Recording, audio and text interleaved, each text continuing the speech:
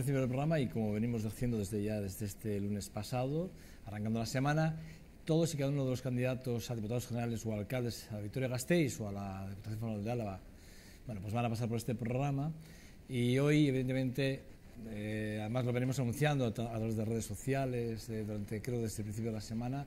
Bueno, está con nosotros la que es candidata por EH Bildu a la alcaldía de Vitoria-Gasteiz, Miren Larrion, que es la tercera vez que se sienta con nosotros en este programa. Efectivamente, Joseba. ¿Qué tal estás? Muy bien, Bien. encantada de venir aquí. Bueno, antes de nada, no sé si felicitarte o no, pero las encuestas os dan un resultado maravilloso. Yo creo que es para felicitaros, ¿no? Efectivamente, la verdad es que se nos ve. Yo creo que se nos nota en la voz. Ayer aquí que se le veía aquí contento con los resultados que os están dando las encuestas, ¿eh? Pero es con los resultados de las encuestas y bueno, tú ya sabes que estamos además recibiendo otra serie de alegrías. Una que no es pequeña también es la de que hemos conseguido que se reafirme que el Europa, que era nuestro, que nos lo había dado la Junta Electoral... Ayer al final hubo una pregunta que me quedé y era esa con Quique, pero me alegro que lo hayas sacado. Bueno, pues es que estamos también, de hecho estábamos en un meeting también cuando nos llegó ya la notificación de que era nuestro y ya decimos, bueno, ya la confirmación absoluta, si le hemos ganado al PP en Madrid, bueno, en Vitoria lo barremos. Bueno, vamos a ver, pues, como decía el otro, partido a partido, piano a piano, nos vamos despacio hasta que lleguemos el día 24, ¿no? No, es un chiste. Las encuestas sí que son favorables. Me consta que el contacto con el ciudadano está siendo muy favorable. Montáis unas carpas, por cierto, impresionantes. En toda la bien Salburúa me quedé impresionado. Y ahí montáis unos mítines que, bueno, o sea, a las carpas, yo creo que está en 2, o he pasado por lo menos en 2, y bueno, siempre llena la carpa. Y no puedo decir que...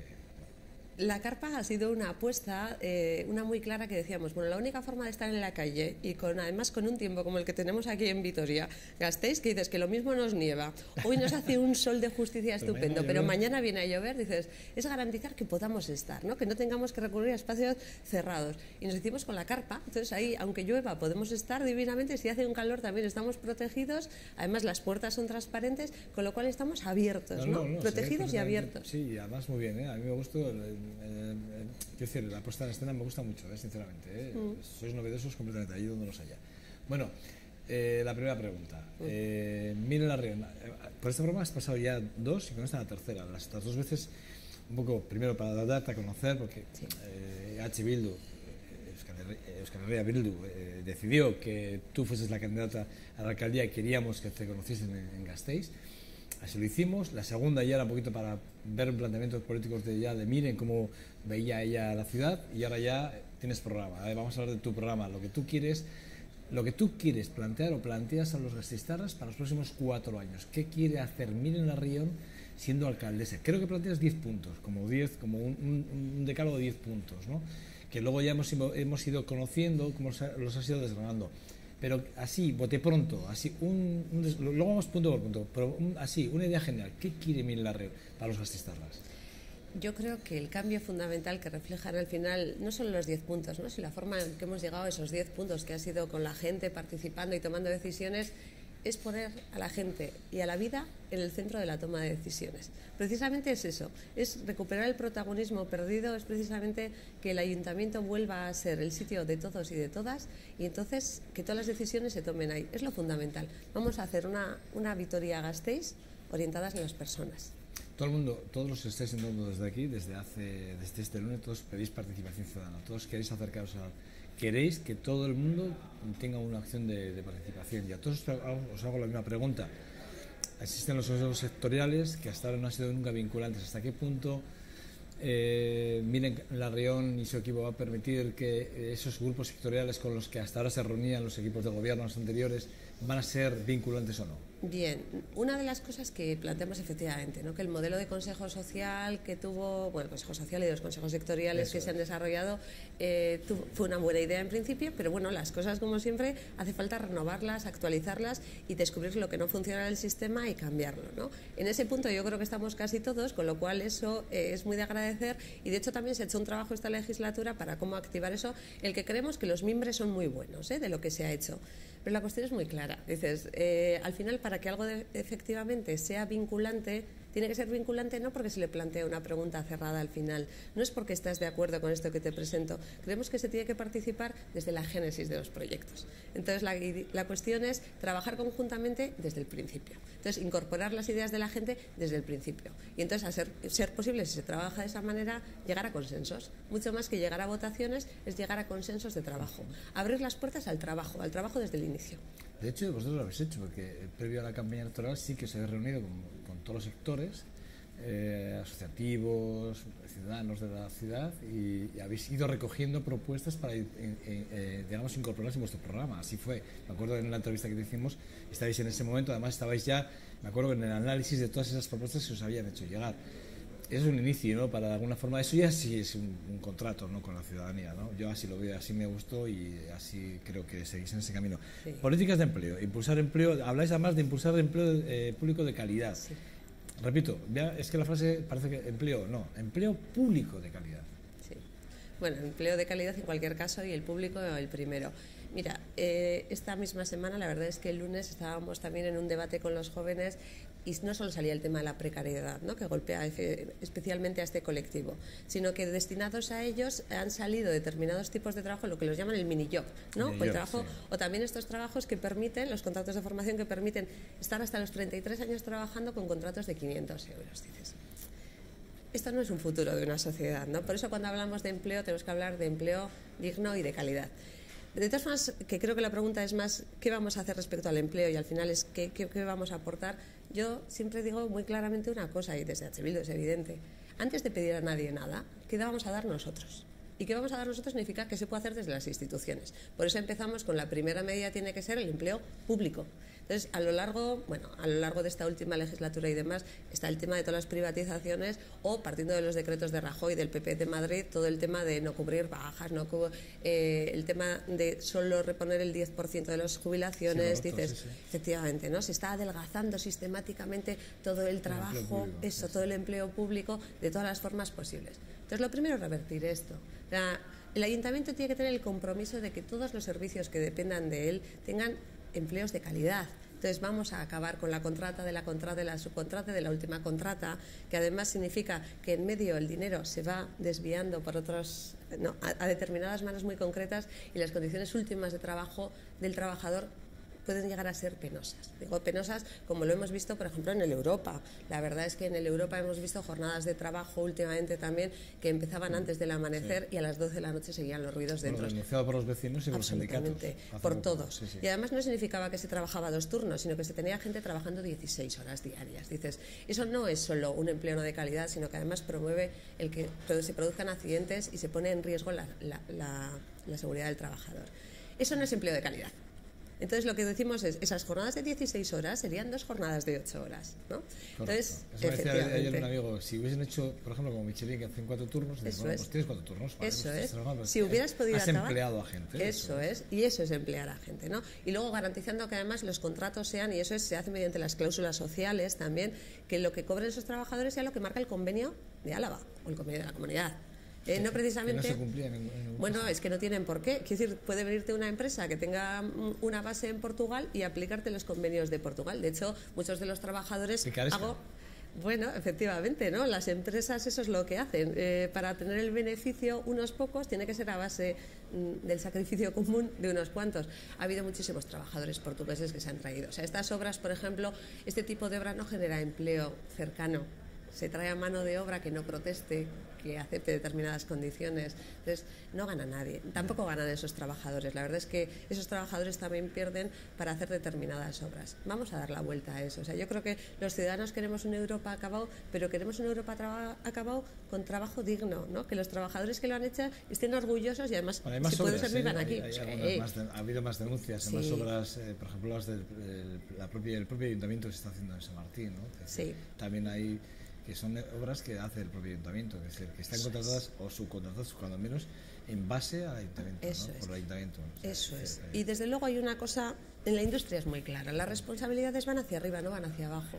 y el ayuntamiento no puede hacer dejación de esas funciones, no puede decir, como yo lo he subcontratado, es su responsabilidad, tú eres el garante último, y más como institución, y se hace dejación de ese deber. Entonces quiero decir que por eso hablamos primero del empleo público, y una vez que nosotros demos ese ejemplo, una vez que nosotros cumplamos nuestros deberes, es cuando podemos pedir a los demás que lo cumplan. Pero es muy fácil decir, vamos a pedirle a la industria, vamos a pedir y tenemos planes, pero antes de pedir a nadie hay que predicar con el ejemplo. El parque o gestión del parque municipal de viviendas, que tanto se está hablando tanto, y que desde el gobierno vasco, ayuntamientos, a la hora de los dos piensan lo mismo, o hablan el mismo de lenguaje, ayuntamiento y gobierno vasco hablan la misma lengua en ese sentido. Me refiero a que hablan de un alquiler o un parque de viviendas siempre muy sociales. Sí. ¿Vosotros de qué habláis cuando habláis de parque de vivienda? Pues mira, nosotros... De esa gestión, ¿eh? Sí. Nosotros empezamos diciendo una cosa, ¿no? Y además en base a datos europeos y de todo. Para tener una vida medianamente digna, y por eso decía al inicio de todo que nosotros ponemos a la vida y a las personas en el centro, para tener una vida digna se considera que no se debería dedicar más de un 30% del sueldo a pagar vivienda. Eso significa que pon la cifra que quieras, más de un 30% no debería ir, con una limitación, que también se aplica en este caso. Si se estaría cobrando por debajo del sueldo mínimo interprofesional, que en estos momentos son 648 euros, estaríamos hablando de un 15%. Vale. Bien, pero quiero decir, vamos a ponernos o bien en esa franja pequeña o en el sueldo digno, vamos a decir, y ponernos en un 30%. Un 30% se debería dedicar a eso y el 70% precisamente para todo el resto de necesidades que tenemos. Entonces, ¿qué es lo que planteamos que es una vivienda social? La que cumple esa función. La función de la vivienda evidentemente es cobijarnos, ¿no? Tener un espacio de cobijo para las familias para desarrollar nuestro proyecto y que no suponga más de un 30%. Eso es lo que ocurre en Europa. ¿Qué pasa aquí o qué ha pasado aquí? Precisamente ha sido el pelotazo, la burbuja inmobiliaria, todo lo que nos ha llevado a esta crisis. Es utilizar la vivienda no para el objetivo final de cobijarnos a las personas, sino para especular, para hacer negocio. ¿Cuánto puedo sacar a la gente? ¿Cómo puedo yo enriquecerme a base de la necesidad de los demás? Entonces, ¿qué es la vivienda social? Dar la vuelta a esta. Pensar que las viviendas es algo que necesitamos para desarrollar el resto de nuestro proyecto de vida y como tal plantearlo. Bien, una vez definido que esto es vivienda social, significa cómo hacer esto. Entonces, si con el dinero público se construye, si con el dinero público hacemos viviendas, es darles este fin social. Tenemos edificios enteros vacíos construidos con dinero público. ¿Cómo podemos tener eso vacío? O cómo podemos decir una frase muy bonita, ¿no? Que es, hay casas sin gente y gente sin casas. O sea, démosles a esas casas gente y demos a esa gente casas. Ganando todos. Además estipulado, ya lo tenéis estipulado en el sentido del 30% por encima del salario mínimo interprofesional y por debajo el 15%. Efectivamente. Es curioso.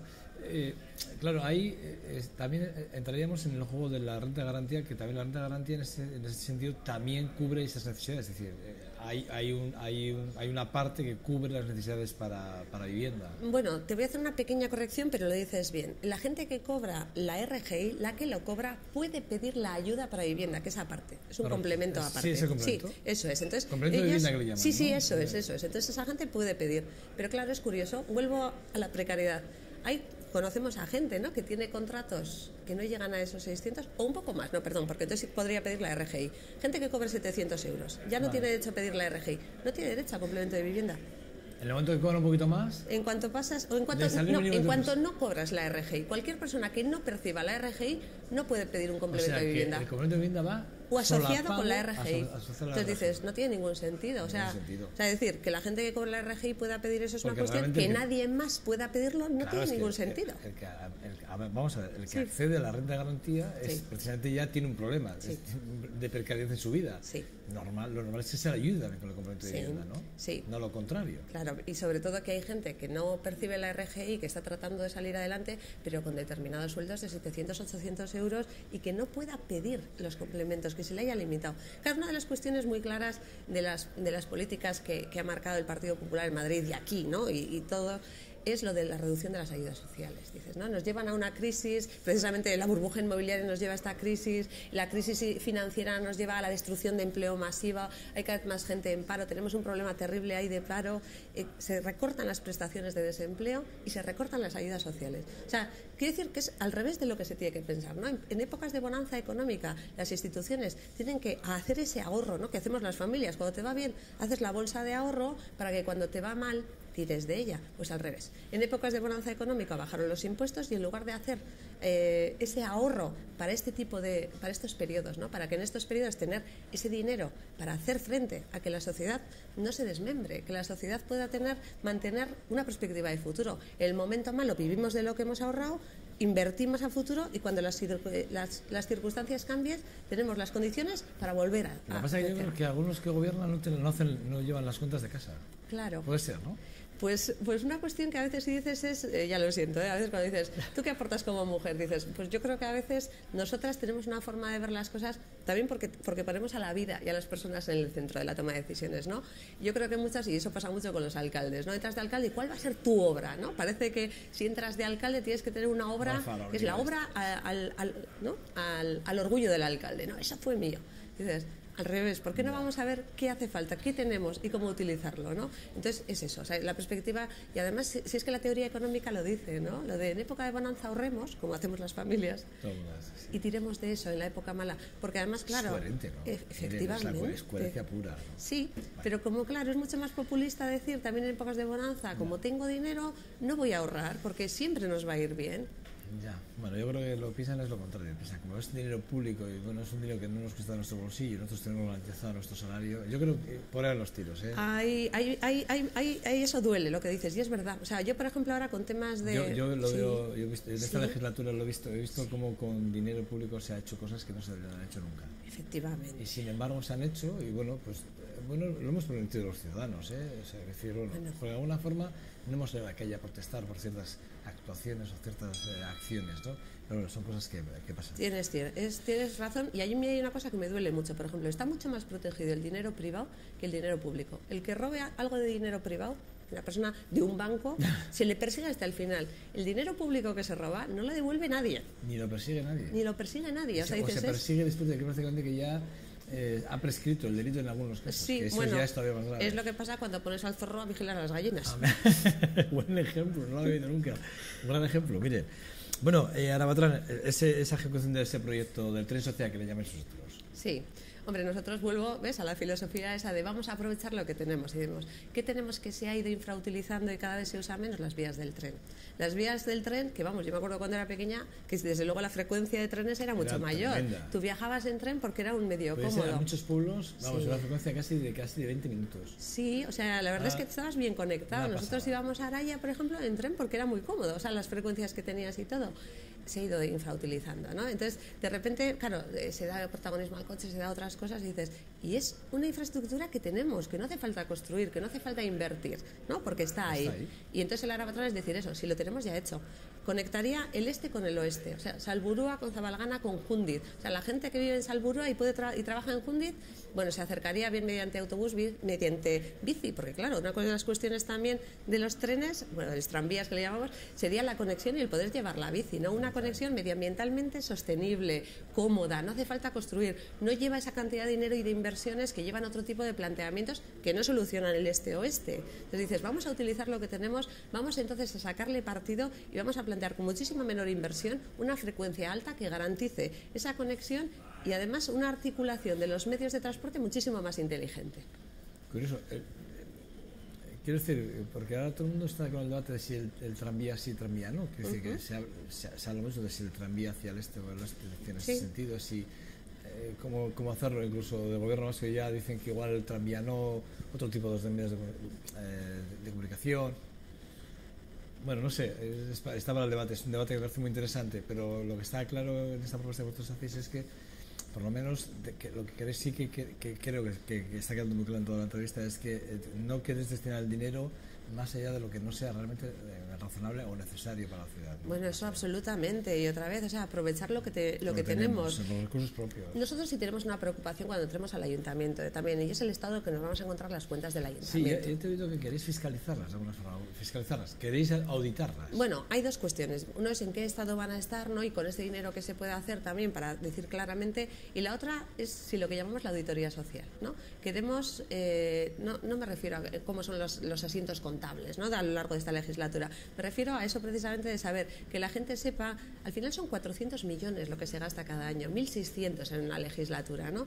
1.600 millones dan para muchísimas cosas, ¿eh? Sí. Para muchas, son Es mucho dinero, vamos, yo de hecho es tanto que ni siquiera puedes hacerte, ¿no? ¿Para qué lo usarías? ¿Y para qué se ha usado? Entonces la auditoría social al final no significa si un asiento contable está bien hecho o si se ha hecho la declaración de IVA, significa el dinero en que se ha gastado, ¿no? Y qué parte de deuda, de dinero comprometido corresponde a qué tipo de intereses, ¿no? Ayer hablabais, creo que fue Anchón Belancordo, tu compañero, el que hablaba de que el Partido Popular se había gastado entre demandas judiciales o pagos con el tema de terrenos y demás. Fíjate que yo dije la cifra de 21 millones y no, son 50 y... Sí, bueno, nosotros sumamos 72 lo mal gastado, efectivamente. Es que entre Olarizu 21 y pico... va sumando, o sea, al final son 72 los del mal gasto. Si yo creo que son en torno a 50 por indemnizaciones de cosas mal hechas. Indemnizaciones por expropiaciones mal hechas, ya además bueno, ya la última venía, esta es la semana pasada, del Tribunal Superior de Justicia del País Vasco, o sea, ya es en firme y no se puede recurrir. No se puede recurrir, quiere decir que ya... 2 millones de euros. Sí, pero que se suman a todo lo anterior. Sí. Eso es, Olarizu lleva 21, Gamarra lleva no sé cuánto. O sea, claro, tenemos un montón, incluidos las costas, que dices, es que 70 por cosas mal hechas. O sea, desde luego tú haces eso en la industria, o sea, en cualquier sitio, ¿no? Efectivamente. Por eso la auditoría social para mí un poco es como cuando en la industria tú vas a la junta de accionistas y dices, con el dinero de todos que es el vuestro, yo planteé esto, he hecho esto y lo he gastado de esta manera. Y si plantearías que has malgastado 70 millones, desde luego tú no sigues dirigiendo esa empresa. O sea, desde luego la Junta de Accionistas no te renueva. Tengo varios puntos y tenemos 10 minutos, ¿eh? Sí. Y quiero ir a ellos. El comercio local, y estamos viendo que además ahora se propone hacer en el centro un macrocentro comercial otra vez, en el centro de Vitoria-Gasteiz. Es decir, la apuesta por el comercio local, que teóricamente debería ser una propuesta importante, para pensar que... con ese tipo de propuestas como que queda relegado a un segundo plano, ¿no? Da la sensación. No es que quede relegado, es que lo ataca frontalmente. No quiere decir que es una cosa decir estamos a favor del comercio local, el comercio tradicional, y sin embargo a lo largo de esta legislatura 20 veces se ha cambiado el Plan General de Ordenación Urbana para que entren grandes superficies de fuera. Es decir, no se puede decir una cosa y hacer otra, y es todo lo contrario, ¿no? Otra vez, la defensa del comercio tradicional es la defensa del empleo de calidad. La calidad del empleo que destruyen estas superficies comerciales que vienen, porque cuando vienen destruyen empleo. Cada una, bueno, hay diferentes cálculos de diferentes informes, pero indican eso. Lo hemos hablado otras veces de cuánto destruye cada uno. Es igual, sin entrar en cifras. Pero no es lo mismo la calidad del empleo, del negocio familiar, que de los contratos cuando te llaman a 2, a 4, a 5 horas. Son los contratos que antes me refería de la gente joven que trabaja y cobra 700 euros trabajando más de 8 horas diarias, ¿no?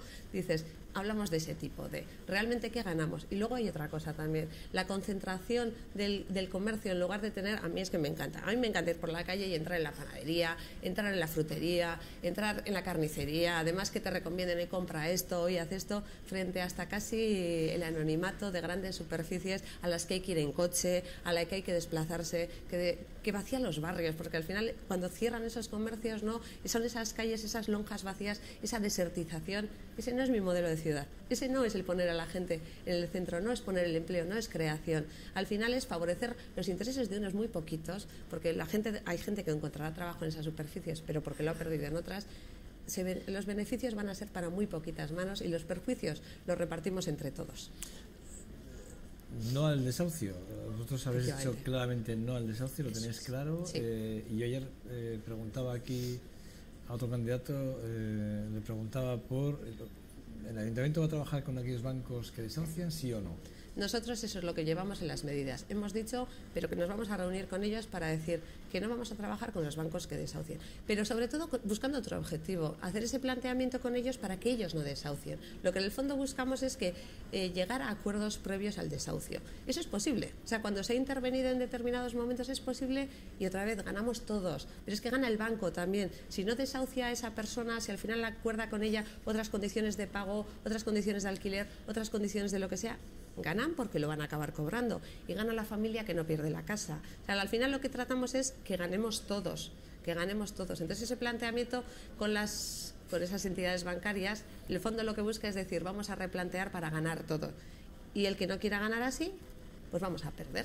¿Rehabilitamos los barrios o no? ¿Qué vamos a hacer con los barrios que hay que rehabilitar y cómo lo vamos a rehabilitar? Sí, cuando decíamos también lo de que vamos a no construir, o sea, tenemos un montón de casas sociales, eso es, los famosos barrios de oro, que se les llama también porque ha cumplido. Claro que sí, porque además muchos de esos barrios que tienen una vida riquísima, ¿no? Y mucha gente que está en esas casas, me estoy pensando en las personas mayores que de repente tienen problemas de movilidad, no hay ascensores y tienen que abandonar muchas veces el barrio donde tienen las raíces, donde hacen vida, ¿no?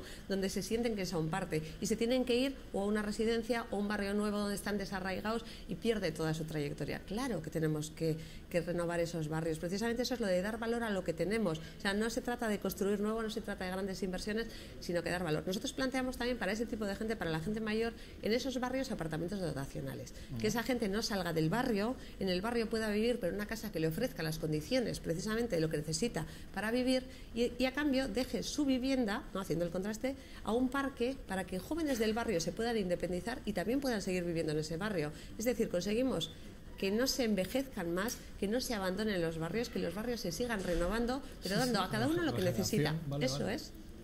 Una rotación respecto a las viviendas con una regeneración. Súper interesante. He leído algo que a mí me ha gustado y me ha gustado mucho porque he sido muy crítico. CREA, con el edificio de CREA.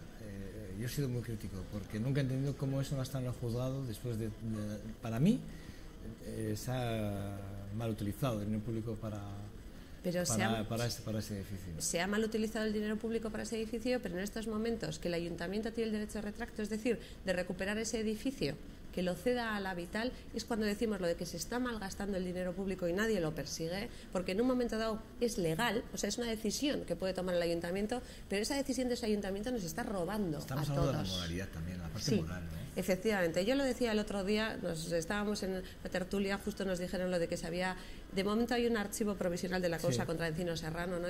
y el alcalde se felicitaba porque no era ilegal y decía, es que muchas veces lo inmoral y lo inético no es ilegal, ya se han ocupado ellos de que no sea así porque ellos han hecho las leyes, pero sigue siendo inaceptable e indefendible. ¿Qué hacemos con el Sánchez 21? En Sánchez 21 hay que darle muchísimas vueltas porque otra vez vuelve a ser otro tipo de planteamiento también de cómo especular, ¿no? Y de cómo sacar dinero de eso. Yo creo que no se tiene que buscar el beneficio económico, se tiene que buscar el beneficio de las personas. Y además es que muchas veces es compatible. Agujero, ¿eh? Sí, lo sé el agujero que se ha creado. Pero otra vez, ¿cómo no vamos a tener agujeros si regalamos CREA? O sea, invertimos en ello y regalamos CREA. ¿Cómo no vamos a tener agujeros si regalamos el dinero en alquileres que no necesitamos en contratos blindados? Pero ¿cómo no vamos a tener agujero? O sea, si yo me dedico, y vuelvo al ejemplo de la familia, ¿no? Con el dinero de toda la familia, que es el dinero de la ciudadanía, del ayuntamiento, el cabeza de familia sale e invita a todos sus amigos, pero lo pagamos todos. O sea, la cuestión es que deje de pagar a los amigos para que la familia tenga un futuro. Mire, ¿cuál es el proyecto cómo ves tú la ciudad? ¿Cuál es el objetivo tuyo? Es decir, ¿qué vas a hacer así que realmente nos impresiona los gastistarras? Porque todos tenéis algo debajo esconder el maletín, digo yo. Siempre hay un documento que al final va avanzando la campaña y sé que en el momento determinado vais sacando cosas. Mira, y voy. ¿Todos hacen alguna propuesta? ¿Cuál es la de Mire? Pues precisamente, otra vez, te vuelvo, no vamos por ahí. O sea, yo no voy a hablar de un edificio, no te voy a sacar una infografía con cosas.